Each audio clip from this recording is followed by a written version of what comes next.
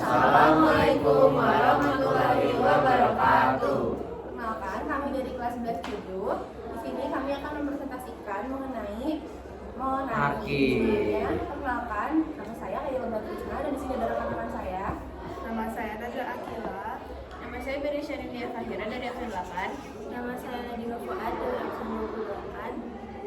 Nama saya Lasendra Franza dari absen 33. Nama saya Kembali Aryadi dari absen 25. Nama saya Muhammad Afka Kausa dari absen 24. Nama saya Rehat Josio Parka dari absen 32. Baik, sekarang kita lanjut ke sesi presentasi. Oke. Yang pertama itu ada pengertian monarki secara umum. Monarki adalah sistem pemerintahan di mana kekuasaan tertinggi dipegang oleh seorang raja atau ratu yang mewarisi jabatannya melalui garis keturunan atau pemilihan.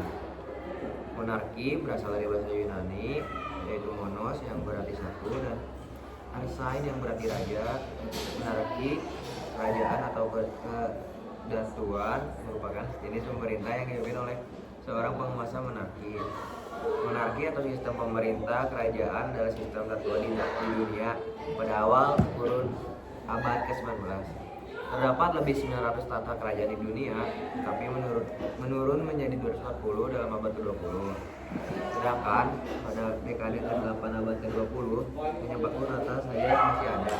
Dari jumlah tersebut, hanya pada negara yang mempunyai penguasaan monarki yang mutlak dan selebihnya memiliki sistem monarki konstitusional. Selanjutnya adalah analisis perbandingan dari sisi bentuk negara. Kedua negara yaitu adalah Papua Nugini dan Belanda sama-sama memanggil sistem monarki konstitusional dengan sistem parlementer. Di kedua negara ini, pembagian kekuasaan itu adalah antara raja atau ratu dan institusi pemerintahan lainnya diatur dalam undang-undang. Namun perbedaan itu berada di segi konteks sejarah, budaya, dan demografi.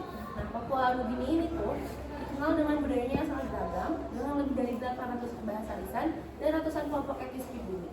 Sementara Belanda memiliki keragaman budayanya yang lebih kecil dan populasinya pun lebih homogen secara etnis. Lalu ada kelebihan monarki absolut. Kelebihannya dapat memberikan kestabilan, konsistensi, dan efisiensi dalam pemerintah. Raja dapat mengambil keputusan dengan cepat dan tanpa perdebatan. Raja juga dapat menjaga tradisi dan budaya bangsa dengan kuat.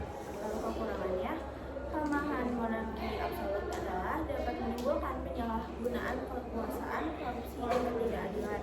Raja dapat sewenang-wenang dan tidak peduli dengan kepentingan rakyat. Raja juga dapat menghambat kemajuan dan perubahan sosial. Lalu ada monarki konstitusional, yaitu bentuk monarki di mana kekuasaan raja atau ratu dibatasi oleh undang-undang dasar atau konstitusi. Pada umumnya, kekuasaan politik sebagian besar berada di tangan badan legislatif atau badan eksekutif lainnya, dan raja atau ratu hanya bertindak sebagai kepala negara. Contoh negara yaitu Kerajaan Inggris, Belanda, Spanyol, dan Jepang.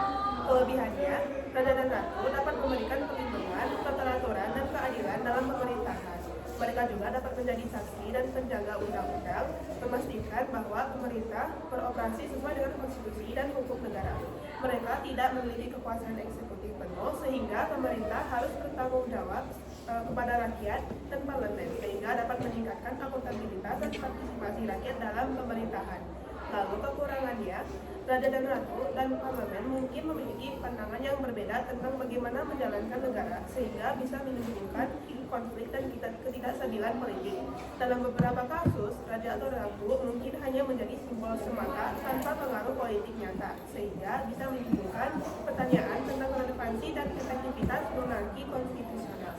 Oke, lalu ada monarki parlementer. Sistem monarki parlementer adalah sebuah sistem pemerintahan di mana seorang monark atau raja memegang kekuasaan sebagai kepala negara tetapi memiliki beberapa hak yang terbatas.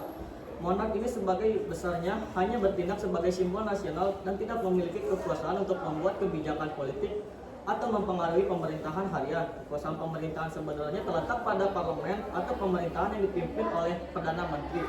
Lalu ada kelebihannya. Kelebihan sistem monarki parlementer termasuk stabilitas dan efisien dalam pemerintahan. Pembagian kekuasaan antar monark dan parlemen memungkinkan pemerintah untuk beroperasi dengan lebih stabil dan efisien daripada sistem monarki absolut. Pemerintah memiliki lebih banyak kontrol atas kebijakan politik dan pemerintahan harian, sementara monark memiliki hak untuk memberikan dukungan kepada pemerintah dan memastikan stabilitas dan konsisten dalam pemerintahan. Lalu kekurangannya, sistem monarki parlementer juga memiliki beberapa kekurangan. Terkadang konflik dapat terjadi antar parlemen dan pemerintah yang dapat menghambat proses pembuatan kebijakan dan pemerintahan harian. Ini juga membuat pemerintahan lebih lambat dan kurang efisien karena ada banyak tahap yang harus dilalui sebelum kebijakan dapat diterapkan. Ada juga risiko bahwa monark dapat memiliki pengaruh pengaruh yang tidak seharusnya pada pemerintahan, meskipun hal ini jarang terjadi dalam sistem yang baik berfungsi.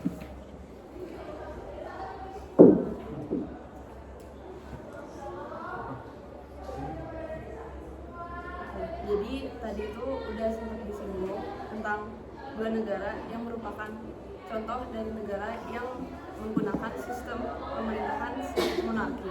Di sini kita akan berkenalan lebih lanjut mengenai dua negara tersebut. Yang pertama, negara yang kami ambil adalah Belanda. Belanda adalah sebuah negara yang sebagian besar terletak di benua Eropa.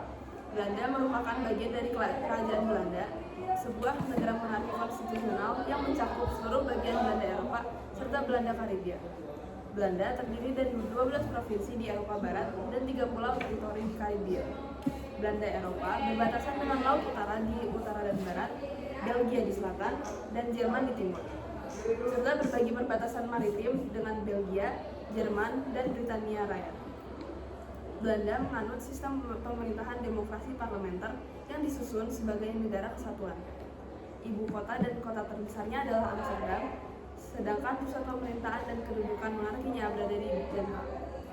Belanda sebagai keseluruhan seringkali disebut sebagai Holland, meskipun istilah tersebut hanya mencakup provinsi Holland Utara dan Holland Selatan.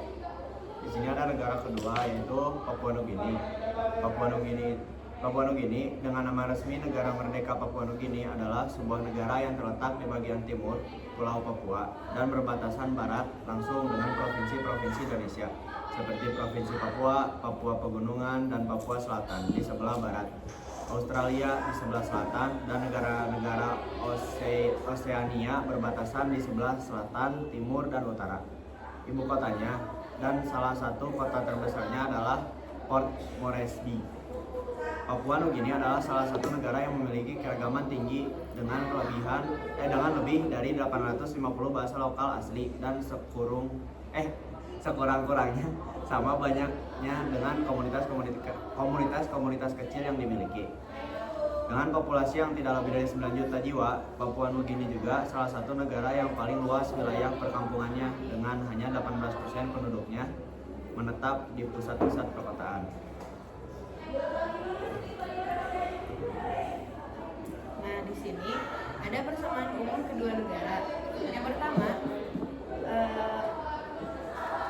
struktur pemerintahan mereka lumayan mirip, yaitu monarki konstitusional, di mana Belanda adalah negara dengan monarki konstitusional, di mana raja atau ratu berfungsi sebagai kepala negara dengan peran seremonial dan konstitusional. Papua juga, meskipun sebagai negara independen, mengaku Ratu Elizabeth II, sekarang Raja Charles III, sebagai kepala negara sebagian dari persemakmuran. Yang kedua, ada peran seremonial dan simbolis. Dalam kedua negara, peran monarki sebagian besar bersifat seremonial dan simbolis. Nah, yang ketiga, ada sistem parlementer. Kedua negara memiliki sistem pemerintahan parlementer di mana eksekutif dipilih oleh dan bertanggung jawab kepada parlemen. Yang keempat, ada warisan kolonial Inggris. Papua Nugini adalah anggota persemakmuran yang mempertahankan sistem monarki konstitusional sebagai bagian dari warisan kolonial Inggris. Belanda, meskipun memiliki monarki sendiri yang tidak terkait dengan Inggris, berbagi beberapa kesamaan dalam struktur konstitusionalnya. Yang kelima, ada simbol identitas nasional. Monarki absolut atau kerajaan mutlak adalah bentuk pemerintahan dengan kekuasaan tertinggi di tangan satu orang raja. Dalam monarki absolut, raja atau ratu mempunyai kekuasaan absolut dan sama sekali tidak terbatas. Seringkali monarki seperti itu bersifat turun-temurun. Monarki absolut saat ini mencakup Brunei, Eswatini, Oman, Arab Saudi, Vatikan, dan masing-masing emirat yang membentuk Uni Emirat Arab, yang merupakan federasi dari monarki tersebut, monarki federal. Meskipun monarki absolut kadang didukung oleh dokumen hukum, monarki ini berbeda dengan monarki konstitusional yang wewenang rajanya dibatasi, misalnya oleh badan legislatif atau adat istiadat tidak tertulis, atau diimbangi oleh pejabat lain seperti Perdana Menteri. Kelebihan dari monarki absolut adalah dapat memberikan kestabilan, konsistensi, dan koefisiensi dalam pemerintahan. Raja dapat mengambil keputusan dengan cepat dan tanpa berdebatan. Raja juga dapat menjaga tradisi dan budaya bangsa dengan kuat. Sedangkan kekurangan dari monarki absolut adalah dapat menimbulkan penyalahgunaan kekuasaan, korupsi, dan ketidakadilan.